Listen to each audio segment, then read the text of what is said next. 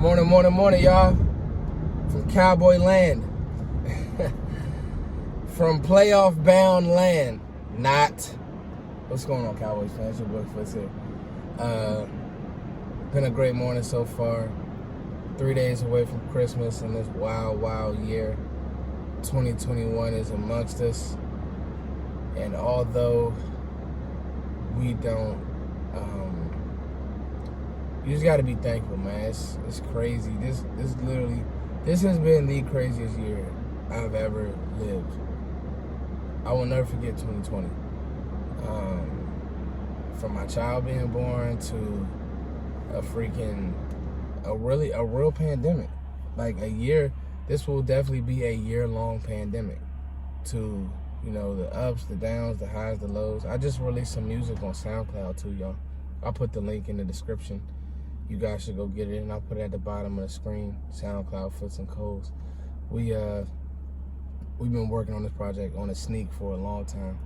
So it's out. It's like a rework project. We did some flips. It's pretty dope. But anyway, yeah, this year has been crazy. Then the Cowboys year. Dak gets hurt. Season kind of goes in the mud. Then it's like, now there's a fighting chance. And then it's like, you had the tank Cowboys fans who was like, I want a high pick, which is great if you were getting, if you were in the market for like a quarterback, which this team probably isn't, unless you're picking one or two. We're not that bad anymore. Andy kind of remembered how to play football, so that's great.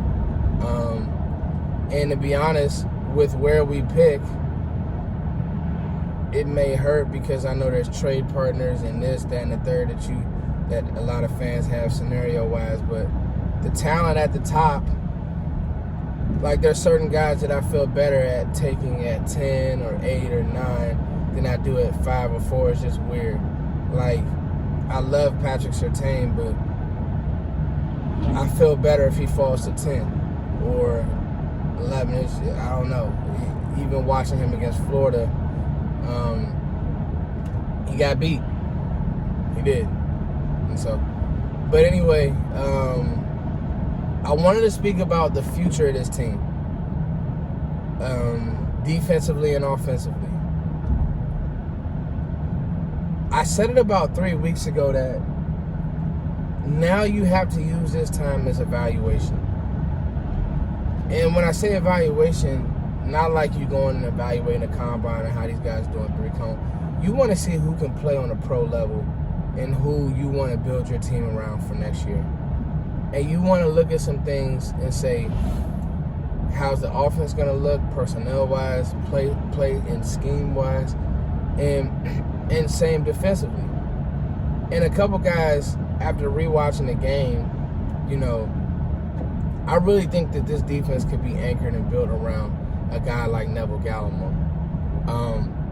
For him to be able to give us those solid rushes as a rookie, I think it's something that's special.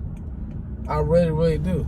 I think on the back end, looking at Donovan Wilson's play, it's a shame he was on the bench for as long as he was. It's a true shame. I think he could play free. I think he could play strong. And now if you pair him with a true... I like him more as a box thumper type. His recognition is so good. I went back and watched and I said, I want to find some plays where he just wasn't in the right position. And it was hard to. And then he just has the awareness and the ball skills that we just have been missing. Anthony Brown. I don't like Anthony Brown as a true one, but if you're telling me that I can get Anthony Brown to be a slot guy, a veteran type, what are you doing? What is this guy doing? If you're telling me that I can get Anthony Brown to be a slot guy, hey, bro. If you're telling me that I can get him to be a slot guy or a what's the word? Drive. Or a true people got road rage during the Christmas season. People driving like retards, man. What's wrong with these people? Excuse me. If you're telling me that I can get Brown to do that, then that's what I want to do. Can be a veteran type. Can because I don't like Anthony Brown on the outside. I never have and I never will. But what I do say is Trayvon Diggs comes back, he's healthy. All right? You're gonna need multiple DBs. Like you're not gonna be able to get them all in one draft. Like at all. And so you gotta find out who on this team can help you and who can play. It's really just that simple.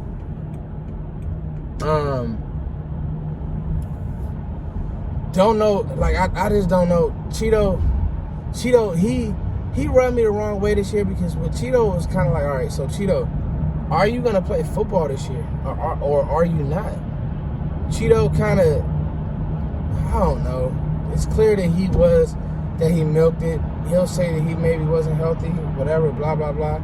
It's very clear that Cheeto milked it. You know what I'm saying? So that's how you, to me, that's how you get yourself off of this team. Like, you milking injuries is not a good thing. It's not a good deal. And I don't know. I just want to be done with him. I want to build around Trayvon Diggs, Donovan Wilson.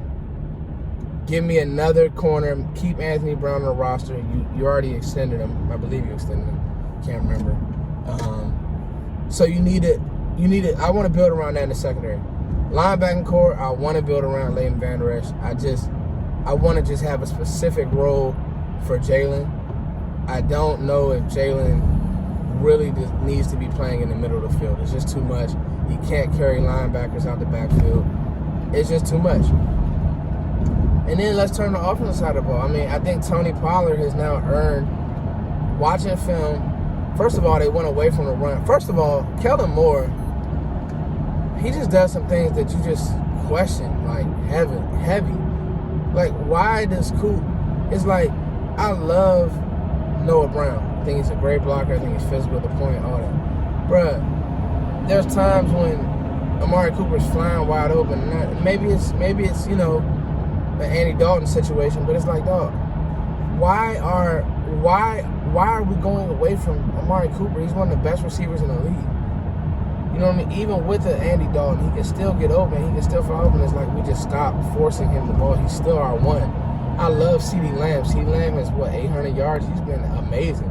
I'm still working my offense, at least this year, and maybe next year, through Coop. The odd man left out, obviously, has been Gallup. So that's going to be interesting. But Tony Pollard, man, I think he's earned the right to be. I think Dallas has now Tony has earned the right to be in a two-back system. Tony, he's going to lead his team and get another contract. Easy. Playing this league for a long time. If it's me, if I'm the Cowboys, I'm keeping him as my Swiss Army knife. I'm trying to sign him early. I'm trying to find a way that I can use him. Special teams. True two-back, true swing pass, true, because he's a really good player and he's shown that. So, then you look at Tyler Biadasz. McGovern is giving you good reps. That offensive line now, you got to do some reconstructing, more or less, because Terrence Steele doesn't belong in the NFL. It's facts. He's not an NFL player. So he's just, Terrence Steele should not be on the NFL roster. And then you got to figure out what's going on with Lyle. In the back of my mind, I'm not out on Tyron, but I know every year that for the rest of his career with the Cowboys, he's going to be hurt. So you need to figure out if Lyle's going to play football next year. He was so out of shape that he couldn't even play this year. Who knows what the situation was. But the trenches on both sides moving forward And from what I've seen watching these games, if you can get Tristan Hill back, pair him with Neville, and if you can get Lyle back and kind of reconfigure this offensive line, who knows? Even Brandon Knight as a swing tackle wasn't bad. It's just Terrence Steele's not a starter, so you got to figure out that right tackle situation, even if that means you kick Zach out because McGovern's been playing well. The future. What do you guys think, Cowboys fans? Sorry for my little road rage incident. These people, why they want to bother me? It's 2 days before Christmas. People going crazy. Peace.